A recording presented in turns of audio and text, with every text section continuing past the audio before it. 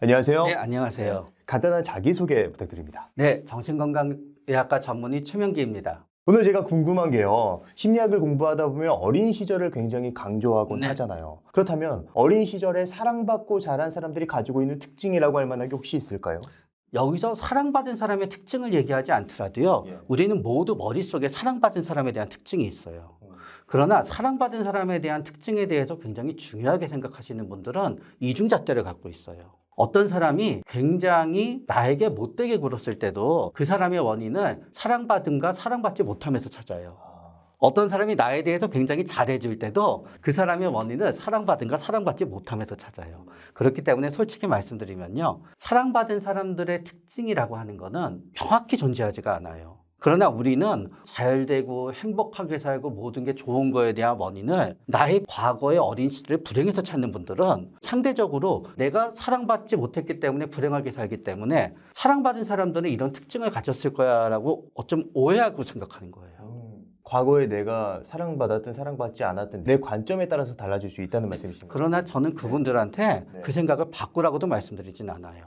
왜냐하면은 그 원인이 진실에 가까운 원인이든 진실의 원인에 가깝지 않은 원인이든 사랑받는 사람들이 어떻게 사는가를 보고 닮아보려고 해서 나를 고쳐야 되겠어. 저는 굉장히 훌륭하다고 생각해요. 그렇기 때문에 그런 분들한테 과거로부터 자유로워지세요. 그 생각에서 벗어나세요 하는 거는 너무 커다란 또 불행을 안겨드리는 거예요. 그 원인이 현재 나의 어떤 선택에 의한 게 아니란 게 그래도 나를 살아갈 수 있게 만들어줘요. 그렇기 때문에 그분들은 현재의 불행에서 벗어나기 위해서는 과거의 불행에 몰입해야 돼요. 그렇기 때문에 사랑받지 못한 자신의 과거를 이제 생각하게 되는 거죠. 그러나 문제는 뭔가 하게 되면은 나의 어떤 단점이나 약점의 원인을 더 이상 과거에서 찾지 않아도 되는 사람이 찾을 때 문제인 거지. 우리가 나의 사랑받지 못한 불행한 과거를 갖다 우리가 슬퍼하는 거는 그분의 권리이고 거기에 대해서 꼭 벗어나야만 된다라고 생각하지는 않아요. 어떻게 보면 내가 정말 지치고 힘들고 아무런 움직일 수 있는 힘조차 없을 때 내가 지금 내 상태에 대한 합리화? 합리화라는 논리적인 문구가 들어갈 수 있는 것보다는 예. 과거에 대한 연민이라고 할까요? 아, 그러게요. 과거에 대한 연민이 결국 나의 과거에 대해서 불쌍해하면서 예. 현재의 나를 불쌍해하고 네. 내가 나를 불쌍해함으로써 내가 나를 위로하고 나갈 수 있는 거죠. 그래서 그런 의미에서 자기 연민은 꼭 떨쳐야만 되는 감정이 아니거든요. 과거 탓을 한다고 생각할 수 있는데 이게 연민이란 말로 표현해 주시니까 아, 내가 정말 그런 것도 겪었지. 네. 그런 일도 겪었는데 그럼에도 불구하고 나는 지금 이렇게 하고 있어. 네. 라고 생각할 수 있는 전환점이 생기는 것 같다. 그렇죠. 그러면서 이렇게 생각할 수 있는 거죠. 난 과거가 이래서 현재 이렇게 어려움을 겪는 거지. 난 지금 최선을 다하고 있고 여기에 대해서 누구도 나를 원망할 수 없어. 나를 비난할 수 없어. 그런데 사랑받고 자라지 못한 사람들에 대해서는 전 조금 다르게 생각해요. 실제로 부모님이 때리진 않더라도 욕하고 혹은 어머니나 아버지가 가출해서 생계를 책임져야 되고 진짜 그런 경우에는요. 그분들의 성격이 나쁘다 좋다를 떠나서 약할 수밖에 없어요. 항상 위험함을 느끼고 항상 불안해하고 특히 어려서 폭력에 시달리던 분들은 조금만 하게 되면 겁이 나고 그랬을 때는 저는 이거는 확실히 어려서 진짜 학대를 받고 고통받았던 분들의 특징이라기보다는 진짜 증상이 있구나라고 생각하게 돼요. 그런데 그 밑으로 가게 되면은 또 조금씩 또 달라져요. 그러나 무시할 수 없는 거는 두 유형인데 하나는 무관심 유형이에요. 이 부모의 무관심이 과연 사랑받지 못함이었냐 아니냐는 자매나 남매나 형제분들이 얘기하는 거에 따라 달라요. 어떤 형제분은 한 번도 우리 엄마는 나를 안아준 적이 없어요. 나한테 따뜻한 얘기를 한 적이 없어요. 우리 엄마는 나를 한 번도 사랑해주지 않고요. 너무너무나 힘들었어요. 그런데. 근데 그 반대인 성격인 사람은요. 우리 엄마는 너무너무 쿨하고 좋은 사람이에요. 한 번도 우리를 간섭한 적이 없고요. 우리를 막은 적이 없어요. 그래서 이게 굉장히 내가 따뜻하고 친밀감을 원하고 내가 약하고 그런 분한테는 그 반응이 오지 않는 게 사랑받지 못함으로 느껴져요. 그러나 반대로 굉장히 독립적인 사람한테는요. 걱정과 관심이 나를 믿지 못하니까 사랑받지 못함은 아니지만 결국 신뢰하지 못함. 일종의 진정한 사람이 없음으로 느껴지게 되지요. 이게 어떻게 보면 같은 부모라고 할지라도 어떤 기질을 가지고 있는 자식이냐에 따라서 다르게 받아들일 수 있다는 말씀이시죠? 네, 그래서 언니랑 엄마는 한 편이야. 오빠랑 아빠는 한 편이야. 우리 가족은 전부 한 편이야. 나만 사랑하지 않고 지네들끼리 너무 사랑하면서 잘 지내. 가 되는 거죠. 그런데 또 다른 유형은 또 야단의 유형이 있어요. 이 야단치는 것도 문제의 포인트를 어디로 잡느냐에 따라서 부모님의 야단을 사랑받음으로 인지하는 사람과 사랑받지 못함으로 인지하는 사람이 있어요.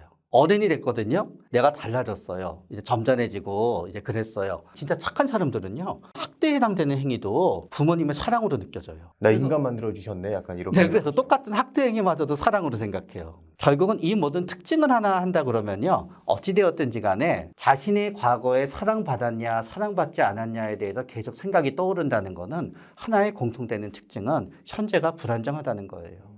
현재의 삶이 확실하지 않기 때문에 과거의 나의 사랑받지 못함에 대해서 많이 생각하는 거고 거기에 대해서 대체적으로는 피해자의 기억이 많기 때문에 부모님이 야단을 쳤던 불행에 빠뜨렸던 피해자의 기억이 대체적으로 맞겠지만 또 정도의 차이는 있게 된다는 거죠. 지금 이야기를 제가 들어보니까 실제로 부모님에게 사랑받지 못한 사람과 그리고 사랑받지 못했다고 생각하는 사람 이렇게 나눠지는 것 같고 그런 사람들은 대체적으로 지금 현실에서 어떠한 불안정한 위치에 있을 수 있다라고 말씀해 주신 것 네. 같은데 그러나 부모님한테 여기에서 우리가 진짜 사람들이 원하는 행복하고 완벽할 만한 사랑받은 존재의 특징도 있어요. 결국 그거는 모든 조건이 맞는 사람들이에요. 실제로 그분의 부모님도 이분들을 굉장히 사랑했어요.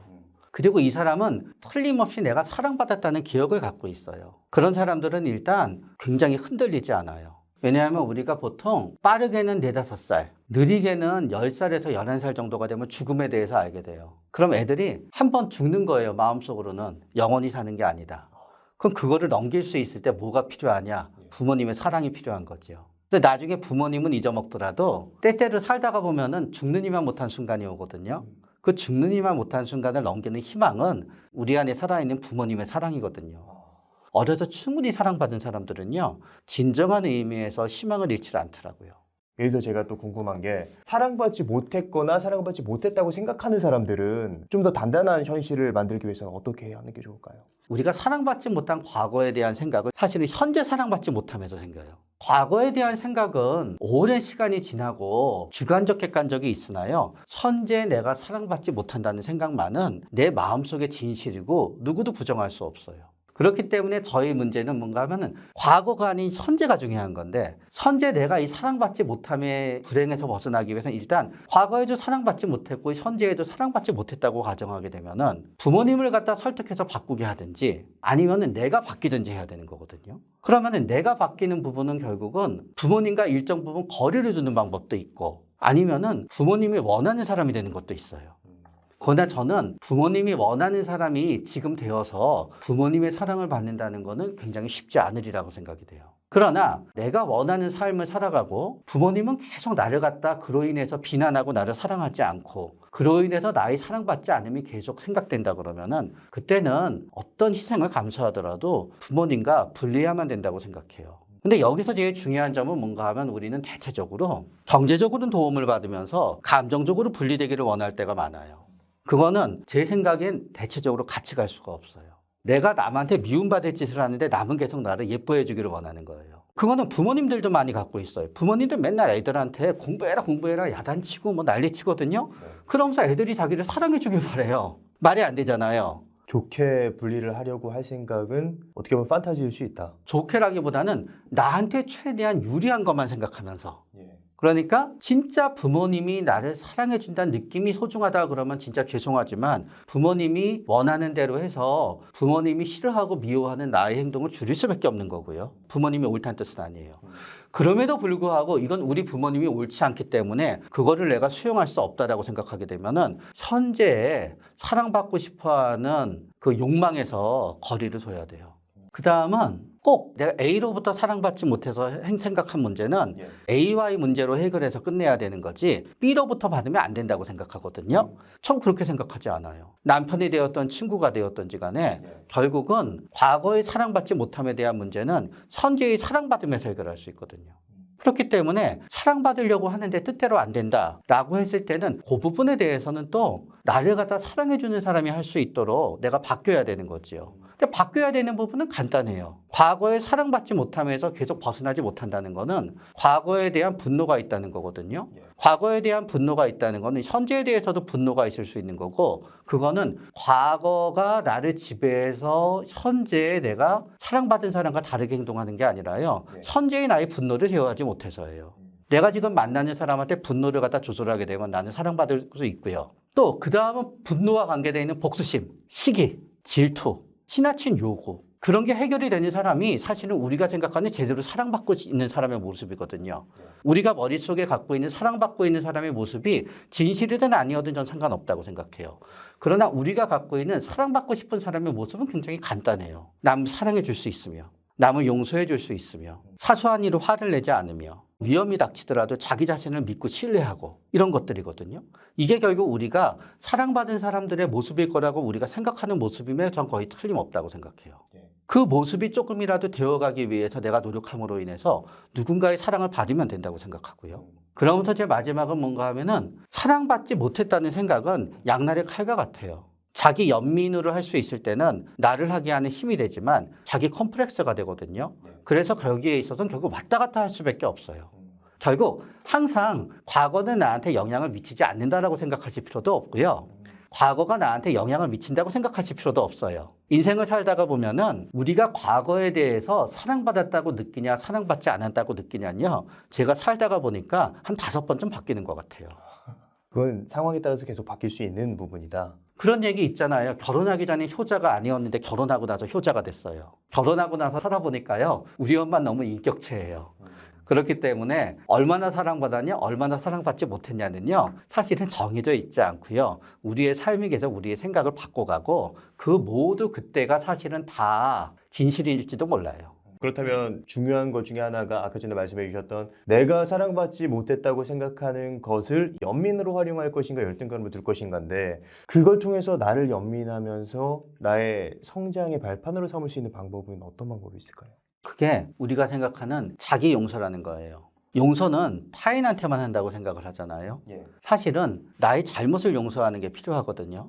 굉장히 자기 혐오와 자기 불만을 가졌을 때, 그러나 이게 모두 다 나의 탓은 아니야, 함으로 인해서 할 수 있는 것 같고요. 또 두 번째는 그 자기 용서가 타인에 대한 어떤 수용으로 이어질 때, 수용은 용서와는 다르거든요.